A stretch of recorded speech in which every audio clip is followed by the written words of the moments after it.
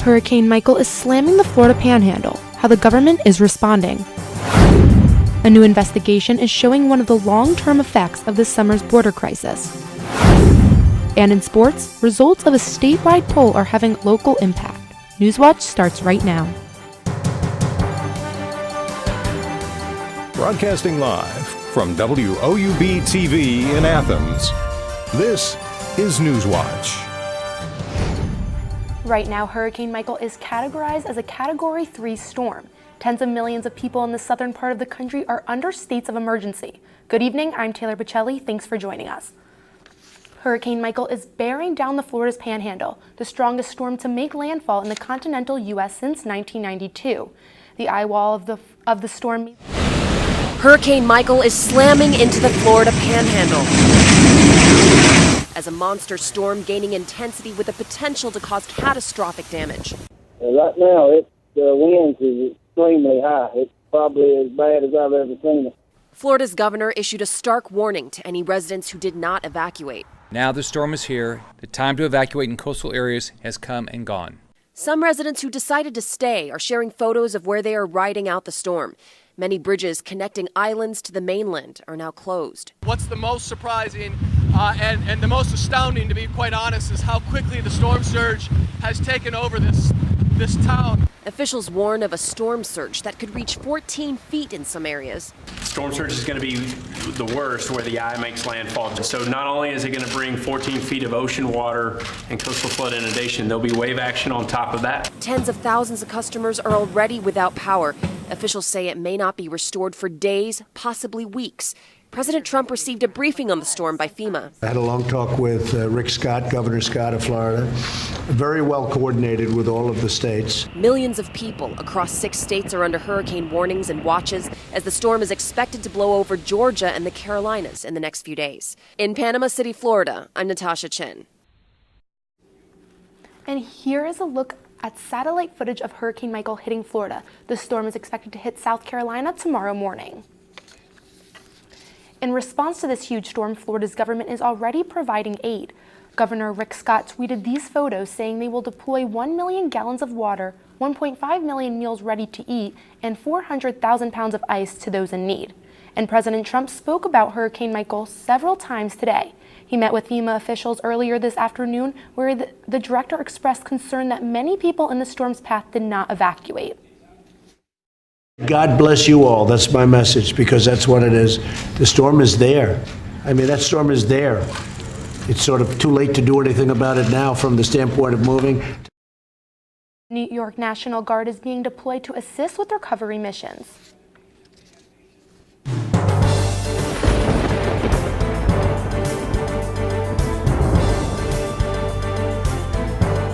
Welcome to the Newswatch Weather Center. My name is Michaela Gress and I'll be your forecaster this evening. Summer-like conditions started out our work week this week and they lead into today. And as we go into the next couple of days, we're going to see maybe some fall-like conditions here in Athens, Ohio. Currently, we're looking at 71 degrees. There's overcast outside, but there are warmer conditions. But as we look across our viewing area, we see those upper to mid 70s across most of the viewing area, as we see our hot spot over in Columbus at 75 degrees. This is the most seasonable-like temperatures that we have seen in quite a while as we started out our week in the 80s. So those temperatures are going to begin to cool down, and especially with the rain coming in tonight, we will see those temperatures begin to drop off into the 60s as we continue into the night tonight. Now, as for the rest of the week, here's our headlines. We're seeing rain towards the end of the week, and fall is in the forecast, folks, so be prepared for that. And then also, we will be looking at the week ahead coming up in my full forecast. Back to you at the desk. Thanks, Michaela. I'm looking forward to seeing how.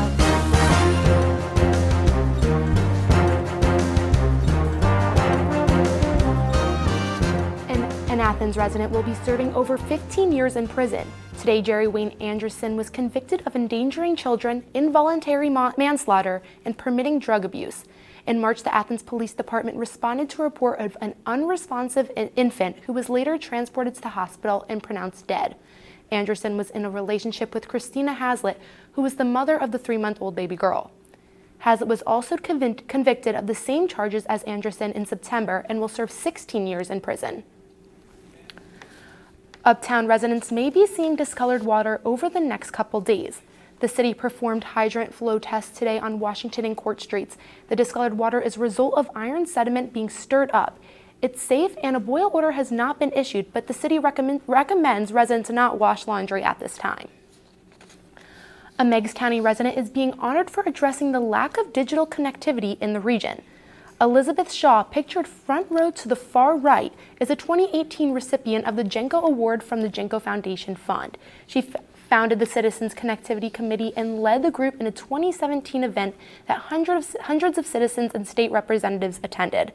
The event prompted FCC Commissioner Clyburn to speak before a House subcommittee about the issues the region is facing. Shaw was recognized alongside 5 other Appalachian Ohioans. From now until November 5th, you'll have the opportunity to vote early.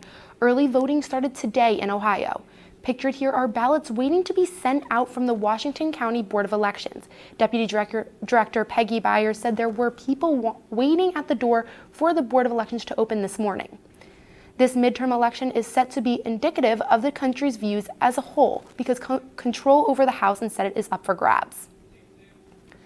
A newspaper investigation shows Kent State University spent thousands of dollars on security for what turned out to be a peaceful protest a few weeks ago. Recent graduate and gun activist Caitlin Bennett organized a walk where 50 activists showed up in support of Second Amendment gun rights, and about 100 people showed up for the counter-protest. The Kent Ravenna Record Courier reported the school spent $65,000 on additional campus police and dispatchers and other security expenses. No serious injuries were reported at the walk, but there were 4 disorderly conduct arrests. A landmark merger could be a game changer for the healthcare industry. And what was once thought to be an eradicated disease could be coming back. These stories and more when Newswatch returns. Is going fast, but don't get bored on us mid-season now. The playoff picture is starting to develop, and every game that we bring you will have playoff implications. Right now is one of the most exciting times of the fall, which means you can't afford to miss Friday nights with us. Live at 11:30, Gridiron Glory is here for you. And check out our Snapchat, Facebook, Twitter, and YouTube pages all throughout the week. They're chock full of coverage. So start your weekends with us, and remember, there's nothing better than Friday nights in Gridiron Glory. This is a box that showed you a world beyond your own. It was just a box, but the world has changed, and so have we. And now the box can be almost any size or shape. And you decide what you want to explore. Anytime, any place. Break out of the box with PBS. I'm such a huge fan of PBS. For my entire life, it's been our window into a world of the arts that isn't available anywhere else on TV. We learn about our numbers and our letters and singing through music, through the incredible children's programming they have. And then we grow up and we get to see the world of the arts, whether it's ballet or opera or Broadway, and so many other amazing moments that you wouldn't get anywhere else except for PBS.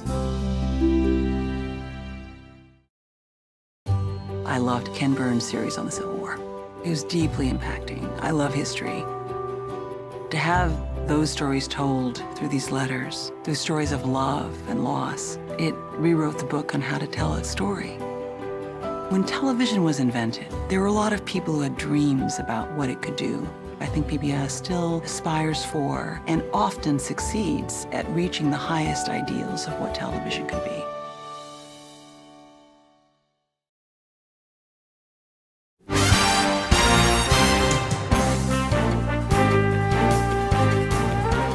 New investigation has found that children who got separated from their parents at the border may get put up for adoption.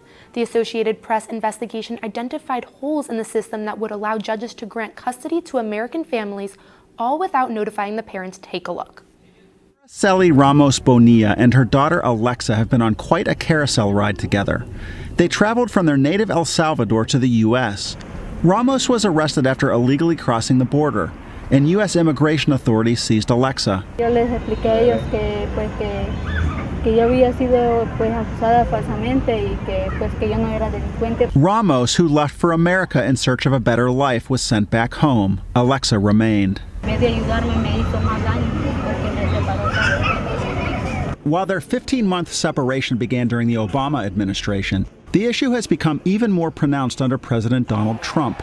We will build the wall. His recent zero-tolerance crackdown has left hundreds of children in detention, shelters, or foster care. It is hard enough to run the immigration enforcement system where this can happen from time to time, much less to adopt a policy where you're going to intentionally separate families. Federal officials insist they will continue to reunite parents and their kids. But an AP investigation found holes in the system that allow local judges to grant custody of migrant children to American families without notifying their parents. It becomes incredibly difficult for the parent to demonstrate that, in fact, the child is going to be taken care of and returned to a safe home if that parent is in a third country and is unable to appear before the court. Alexa's fate was decided by the courts while the little girl was staying with a foster family and her mother was thousands of miles away. It took less than half an hour for a Michigan judge to grant temporary guardianship to Alexa's foster parents. I would say it was a failure. Right, like the system didn't work. The federal system that had custody of Alexa says the state courts never should have allowed foster parents to get that far. Officials with Bethany Christian Services, the agency that placed Alexa in foster care, would not comment on her case, but said foster parents are told they're not allowed to adopt migrant children. Oh, you've got these kids coming here. Are they going to be adopted? Right. No. And in fact, they should be back with their families right away. But since the 1980s, Bethany acknowledged that 9 of the 500 migrant children assigned to its foster program have been adopted. The agency couldn't find their parents, or it was determined it wouldn't be safe or possible for them to go back to their families. Eventually, federal prosecutors stepped in and ordered that Alexa be sent back to her mother in El Salvador. Que van para Estados Unidos y están separadas de sus bebés, pues que no dejen de luchar porque uno por sus hijos es capaz de ir hasta el fin del mundo, no dejan de luchar porque son nuestros hijos y no son de ellos. Just like she fought to get Alexa back. Mike Householder, The Associated Press. Research says children who are separated from their parents in a traumatic way are more likely to suffer from emotional problems and memory damage. Pharmacy giant CVS will acquire healthcare company Aetna after government officials approved the merger today. The $69 billion deal would be the largest health insurance deal in history. Aetna shed its Medicare Part D prescription drug business for the deal to get the green light from the Trump administration. The deal will be complete pending a judge's approval of the settlement. The hope is to provide faster and broader access for things like vaccinations, diagnosis, and treatment of illnesses like strep throat and ear infections. Advocacy groups worry the merger will result in reduced competition, harming quality and consumer choice.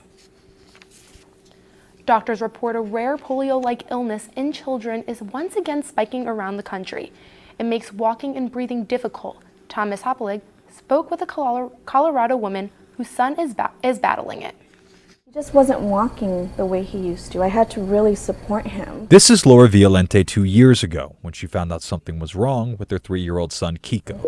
After being brought to Children's Hospital, her son was diagnosed with a rare disease called acute flaccid myelitis. We have heard the stories of other kids that have lost their battle with this disease. 2 years later, we're speaking to Laura because of the rise of a disease her son was diagnosed with in Colorado. Colorado has seen 14 cases of AFM this year. The CDC is reporting 38 cases nationwide, which is more than last year. 2014 and 2016 both had 120 cases. This disease is believed to be connected to enterovirus. 9 of those 14 cases in Colorado have been linked to that. I know a lot of the cases that from the original 2012, 2014, I'm not sure how good their recovery is compared to a lot of the kids that were diagnosed like Kiko was in 2016. The Department of Public Health says those 14 patients were hospitalized and nearly all have fully recovered. As for Kiko, his mother says they are fortunate because he is doing amazing 2 years later. He's really fortunate compared to other cases. He's in kindergarten now, and I go with him to, make his life a little bit easier. In Denver. I go with him to school because he does need somebody to keep an eye on him pretty much 24/7. Thomas Hoppo, Denver 7. One little animal caused some serious issues at an airport last night. That story's still ahead. And coming up in my full forecast, we will talk about those summer-like conditions finally coming to an end. And now a look at stocks of local interest.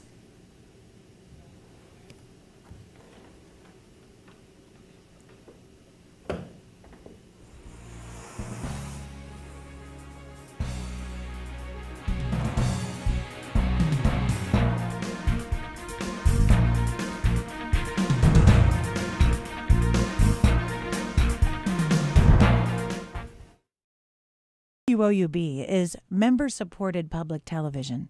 Your contribution keeps WOUB available in your community.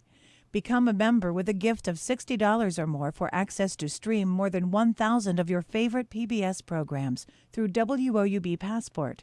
Programs like Nature, Sherlock, and all episodes of Downton Abbey and Victoria. Pledge now at WOUB.org. And thank you.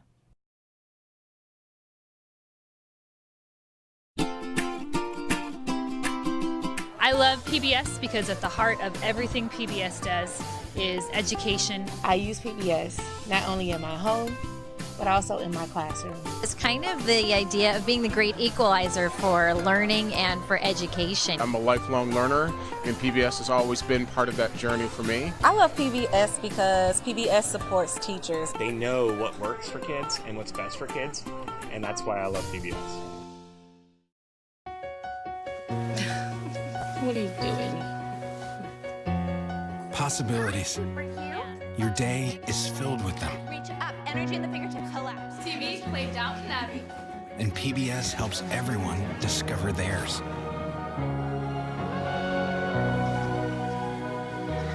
Anytime, anywhere. Up in the sky, you can see it. PBS, we're with you for life. PBS had a special on Pearl Harbor, and once Landon started watching the show about the Arizona, he completely became fascinated. That's Donald Stratton, and that's me.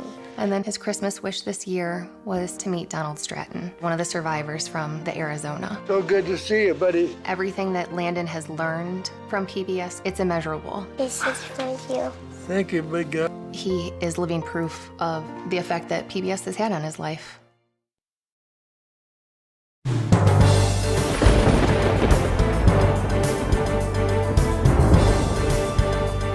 Welcome to the Newswatch Weather Center. I'm forecaster Michaela Gress. Now, overall this week, like I've said, summer-like conditions. When are they going to come to an end? I'll tell you here in my full forecast, but let's look at where we are currently. We're sitting at 71 degrees. There is overcast in the area, but those conditions are a lot warmer than what we are used to seeing this time of the year. Now, as we look across the region, we're seeing all those 60s and 70s across most of the viewing area, with 75 in Columbus currently as our hotspot. And as we look, Hurricane Michael, big topic of the evening, as it makes its way across the Florida Panhandle, it's going to make its way up and out, and it will take its time as it goes through these next couple of days. Now, if we look at the precipcast for tonight, there's Michael sitting right down there. Now, the precipitation won't hit us tonight, but as we look, it's going to make its way over into tonight. So it will come a little later in the evening, but into tomorrow, it will begin to push its way out through the morning into the afternoon hours, and into tomorrow night, we see that there's no precipitation in sight. So it will be a very nice evening tomorrow night here in Athens. Now, tonight's lows across the viewing area, we're seeing 60s and 50s for most of the viewing area tonight, with 65 here in Athens. We're going to see those thunderstorms later in the evening, so there's an 80% chance of rain, so make sure that you have your umbrella handy with you if you plan on going out tonight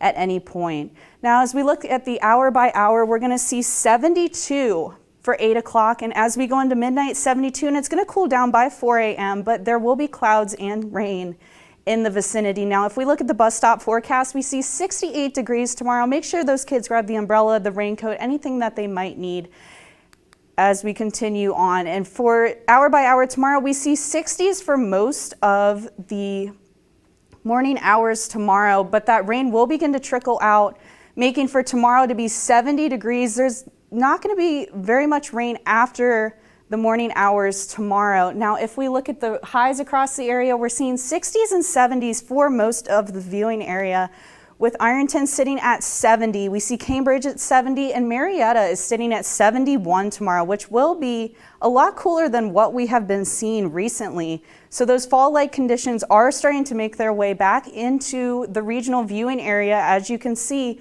we won't see any 80s coming up in the next couple of days. So as I said, 70 tomorrow. Look at Friday, 56 degrees. Make sure you break out those sweaters, sweatshirts, anything you might need, because it's going to stay for quite a while. And those conditions will be sunny. Rain will begin to move out of the area as Michael makes its way through the U.S. the next couple of days. And back to the desk. Thanks, Michaela. Today is World Mental Health Day, a day meant to raise awareness, educate, and advocate for those who may be struggling. The World Health Organization reported that half of mental illnesses begin by age 14 and often go untreated or undiagnosed. And from age 15 through 29, suicide is the second leading cause of death, according to the WHO. This day is meant for bringing up conversations about how to grow up healthy, happily, and strong. And as for prevention, that starts with being aware. Now we'll head over to sports. Hey there, I'm Joe Hennessy, and up next, it is almost playoff time for high school football. Find out what teams in Gridiron Glory's coverage is ranked in the AP polls. And the Bobcats will be back on the football field Saturday. Head coach Frank Solich shares his views about the Northern Illinois defense next on Newswatch.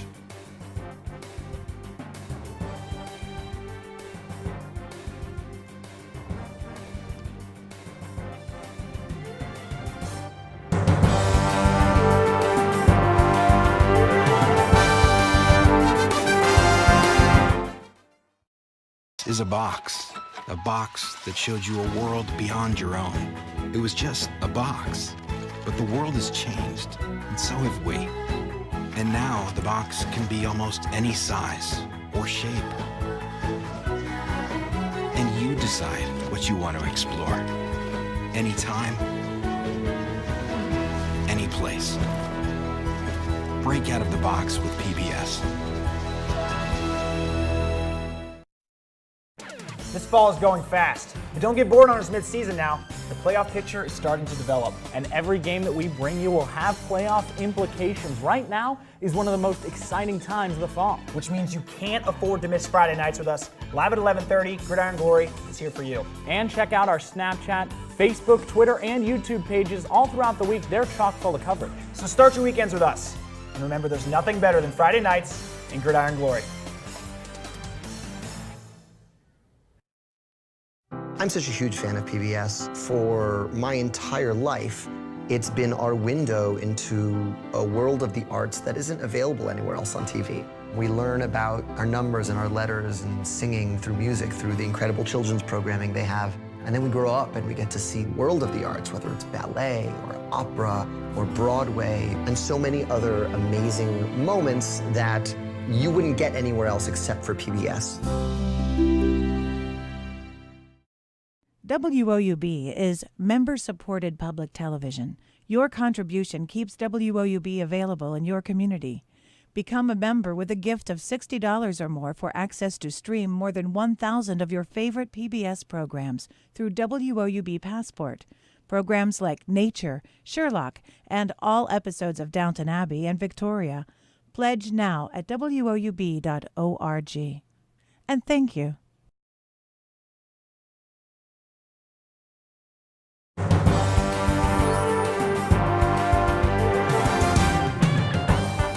Welcome back. I'm Joe Hennessy, and high school football playoffs are just around the corner. WOUB's Gridiron Glory covers some of the teams that were ranked in the latest AP poll, recognizing them as some of the best in the state.